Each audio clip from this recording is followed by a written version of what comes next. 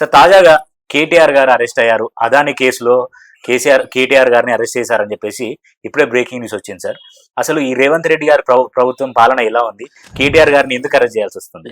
ఈ రేవంత్ రెడ్డి పాలన ఒక అస్తవ్యస్తమైన, అసహ్యమైన, జుగుత్సాకరమైన, నీచమైన, నికృష్టమైన భ్రష్ట పాలన.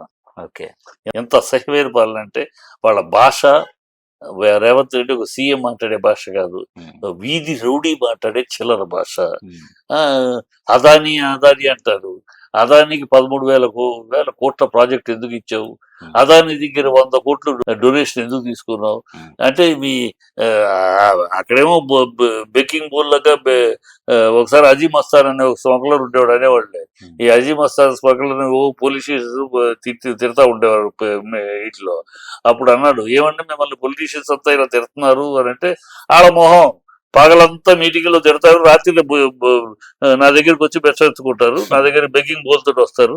రాత్రి అయితే మాకు ఇంత కావాలి అంత కావాలి డొనేషన్ కావాలి నా దగ్గరికి వస్తారు.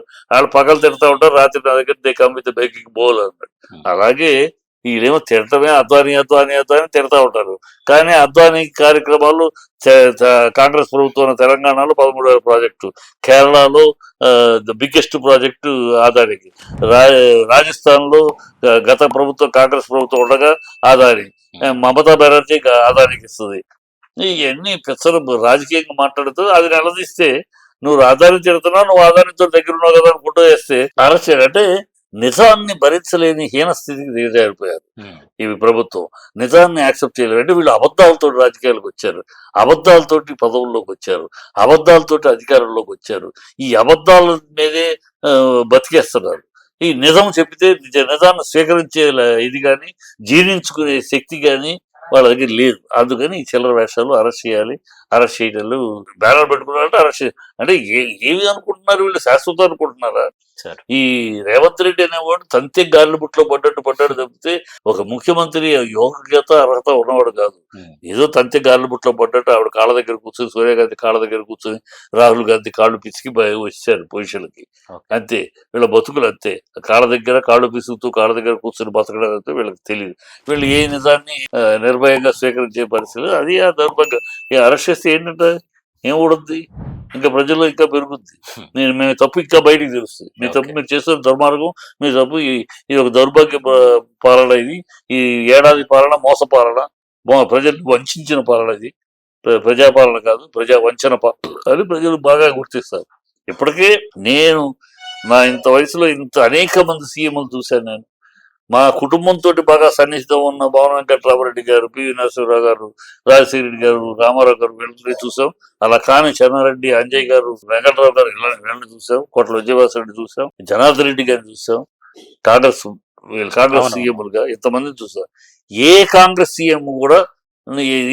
సీఎంను కూడా ఇంత నీచంగా ప్రజలు తిరస్కరించటము, తిట్టటము, శాపనార్థాలు పెట్టడం ఫస్ట్ టైం చూస్తున్నాను. ఓకే సార్, ఈ సీఎంని శాపనార్థాలు బూతులు తిడుతూ శాపనార్థాలు పెడుతూ ఆడవాళ్ళు ఎంత కర్మ, ఎంత తప్పు చేశాం.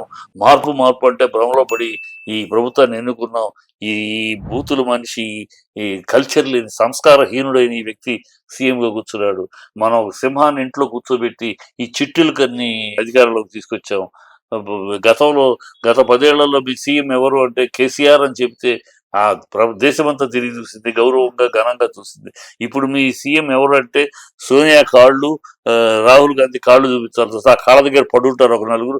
ఆ నలుగురిలో ఒకడు మా సీఎం అని చెప్పుకోవాల్సిన దౌర్భాగ్య స్థితికి వచ్చింది.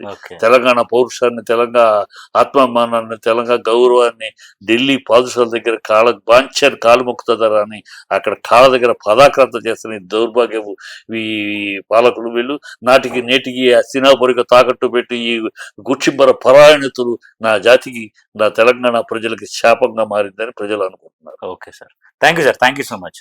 కేటీఆర్ గారు అండ్ రేవంత్ రెడ్డి గారి ప్రభుత్వం ఎలా ఉంది అని చెప్పేసి తెలుసుకున్న విషయాలు.